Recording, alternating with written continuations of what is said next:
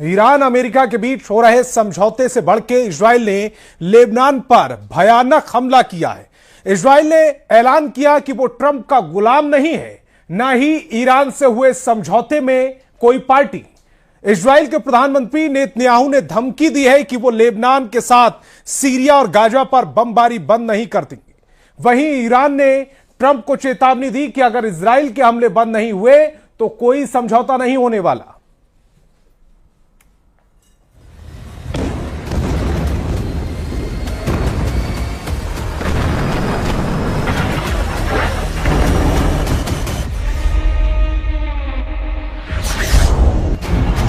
Lebanon में Israel के धमाकों ने नेतन्याहू के इरादे साफ कर दिए हैं। मैसेज साफ है कि बम और जहाज अमेरिका का होगा, फाइटर जेट का पायलट इजराइल का होगा और अगला टारगेट ईरान होगा। क्योंकि ट्रंप के ईरान से डील को नेतन्याहू किसी भी कीमत पर फाइनल स्टेज तक नहीं पहुंचने देंगे।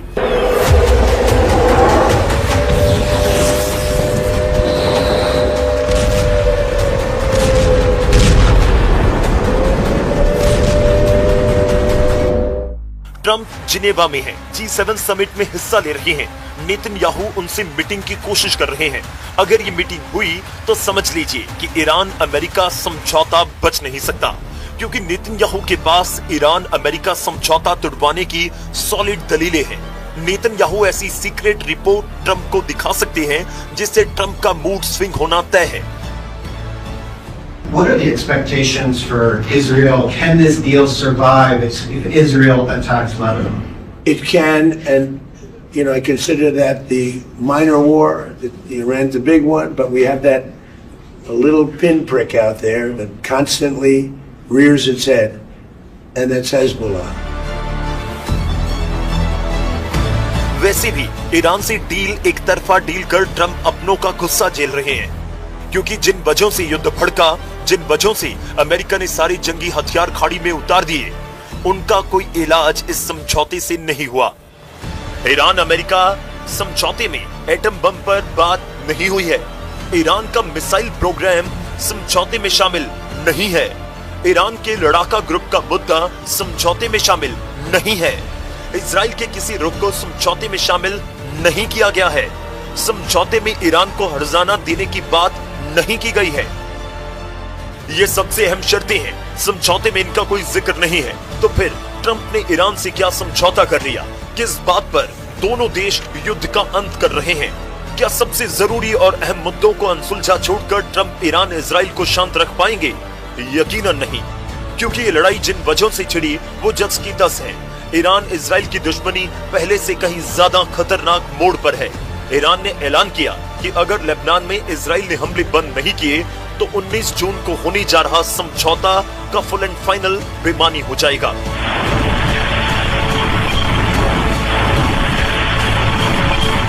فکر میکنم بعدها بیشتر روشن خواهد شد که اقدام تروریستی رژیم صهیونیستی علیه لبنان در بعد از ظهر دیروز تبدیل شد به فرصتی برای تأمین حداکثری منافع ملی ایران و جبهه مقاومت و لبنان.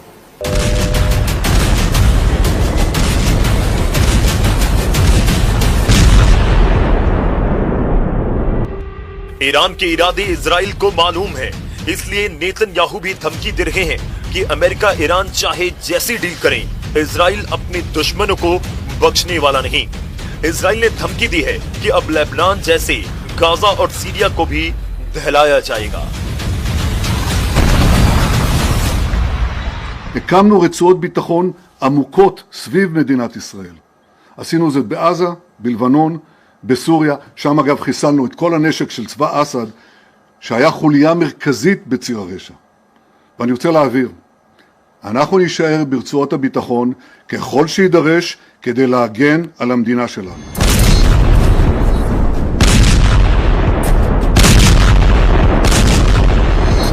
अब बमों से ज्यादा बयान असर कर रहे हैं। इजराइल आग उगल रहा है, जंग के मैदान में दुश्मनों को मार रहा है, इंटरनेशनल स्टेज से ट्रंप को सतर्क कर रहा है और ईरान से डील में धोखा मिलेगा। ईरान भरोसे के लायक नहीं। ट्रंप है कि समझौते के लिए ईरान की सारी शर्तें मानते जा रहे हैं। ट्रंप की यही मजबूरी इजराइल को डरा रही है। नेतन्याहू अभी कोशिश में लगे हैं कि 19 जून से पहले ट्रंप अपने रुख से पलट जाएं। नेतन्याहू ने देशवासियों के नाम पैगाम में भी कहा कि युद्ध अभी खत्म नहीं हुआ है। מדינת ישראל מהשמדה. אבל אני אומר לכם, אזרחי ישראל, המאבק לא תם ונשלם. אנחנו נצטרך להמשיך לעמוד על המשמר, להמשיך להיות חזקים ונחושים, להגן על עצמנו ככל שידרש.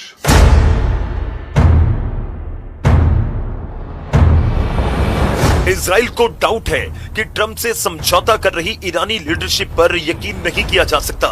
इजराइल को सुप्रीम लीडर मुस्तफा के अंडरग्राउंड रहने का मतलब भी समझ नहीं आ रहा है। ट्रंप से डील करने वालों में विदेश मंत्री अब्बास अरागची और संसद स्पीकर कालीबाफ शामिल हैं, जबकि सुप्रीम लीडर ने अब तक इस डील पर कोई बयान नहीं दिया, न ही वो डील के ऐलान के बाद सामने आए हैं। ईरान अमेरिका में समझौता फाइनल हो रहा है, लेकिन मुस्तफा खामेनेई अब तक अंडरग्राउंड क्यों हैं? ईरान की तरफ से कहा जा रहा है कि अमेरिका के साथ जो भी समझौते हो रहे हैं वो सुप्रीम लीडर मुस्तफा खामेनेई की गाइडलाइंस के हिसाब से ही हो रहे हैं। ईरान में अब भी सर्वे सर्वा मुस्तफा खामेनेई है। अगर समझौते पर उनकी मोहर नहीं लगती तो समझौता कागजी साबित होगा। वैसे भी सुप्रीम लीडर बनने के बाद मुस्तफा ने ऐलान किया था कि एटमी प्रोग्राम ईरान की जमीन जैसा है, जिसे किसी भी हाल में दुश्मनों को नहीं दिया जाएगा। न ही ईरान अपने एटमी प्रोग्राम को बंद करने वाला है।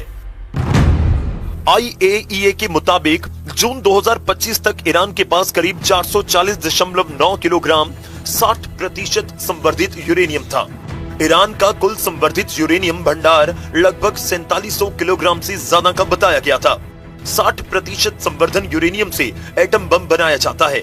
अब अमेरिकी एजेंसी अनुमान लगा रही है कि ईरान को यूरेनियम को बम में बदलने, विस्फोटक तंत्र और डिलीवरी सिस्टम तैयार करने में केवल चंद महीने लग सकते हैं।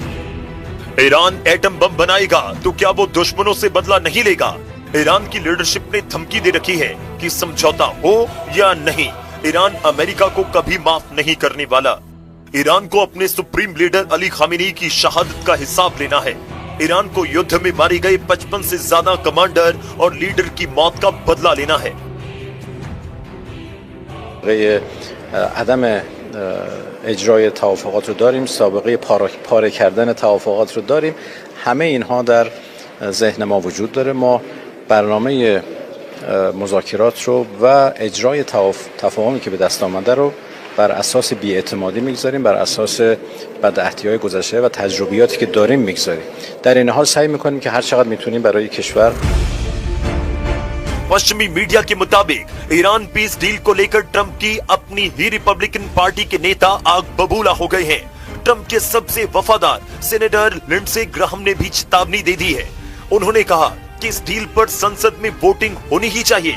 इतना ही नहीं, ट्रंप के सबसे बड़े पैरोकार और फॉक्स न्यूज के स्टार एंकर मार्क लेविन तो लाइव शो में अपना आपा ही खो बैठे। मार्क लेविन ने सीधे ट्रंप प्रशासन को चुनौती देते हुए कहा कि आखिर इस डील में ऐसा क्या काला है जिसे छिपाया जा रहा है।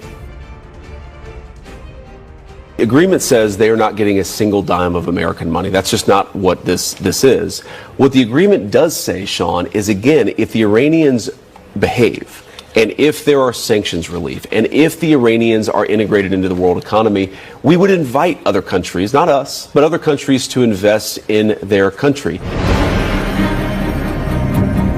ट्रंप के पूर्व विदेश मंत्री माइक पॉम्पियो भी ईरान डील में खतरा ही खतरा दिखा रहे हैं। तो उधर अमेरिका की प्रमुख मैगजीन नेशनल रिव्यू ने भी ट्रंप पर निशाना साधा और तीखा हमला बोला। मैगजीन ने साफ लिखा कि ट्रंप ईरान को यूरेनियम संवर्धन की छूट दे रहे हैं और मिसाइल प्रोग्राम पर भी चुप हैं। ये हूबहू ओबामा की वही नाकाम डील है जिसे ट्रंप ने अपने पहले कार्यकाल में फाड़ फेंका था। Obama took a shot and said, I don't think this deal is any better than the deal we had before. The JCPOA was dramatically different than what you were describing here tonight. Report के मुताबिक Trump इस युद्ध से किसी भी तरह से बाहर निकलना चाहते हैं और इसके लिए उपराष्ट्रपति जेडी वेंस पर्दे के पीछे से पूरी डील फिक्स कर रहे हैं। लेकिन ट्रंप के अपने हिस्से पैसा ला इसे अमेरिका की सबसे बड़ी जिल्लत मान रहे हैं। मतलब सारे समीकरण ईरान अमेरिका समझौते के खिलाफ हैं। यहां तक कि CIA के डायरेक्टर ने ईरान को लेकर ऐसे दावे कर दिए जिससे इस डील पर सवाल खड़े हो गए हैं। CIA निदेशक ने ट्रंप को वार्निंग देते हुए कहा कि ईरान परमाणु रियायतें देने के मूड में नहीं है। ईरान पीठ पीछे धोखा दे रहा है। ईरान युद्ध रोकने, बैन से बचने के लिए समय काट रहा है। ईरान शर्तों पर अड़ा रहेगा, अमेरिकी शर्तों को नहीं मानेगा। पीस डील को लेकर ट्रंप टीम में बगावत है। ईरान को भी ट्रंप का कोई भरोसा नहीं। ट्रंप पल पल रंग बदलते हैं। वो कभी ईरान को बर्बाद कर डालने की धमकी देते हैं तो अगले ही बयान में ईरान के सुप्रीम लीडर को महान बताने लगते हैं। उनके स्टैंड बदलने में ज्यादा वक्त नहीं लगता। अभी तो फाइनल समझौता होने में कई दिन बचे हैं। मुमकिन है नेतन्याहू फिर से ट्रंप को ईरान से युद्ध के लिए मना लेंगे। लेकिन अब अगर ईरान पर अमेरिका ने हमला किया तो फिर अंजाम बहुत भयानक हो सकता है, क्योंकि ईरान ने सारी मिसाइलों को अमेरिकी सैन्य अड्डों की तबाही के लिए तैयार कर रखा है।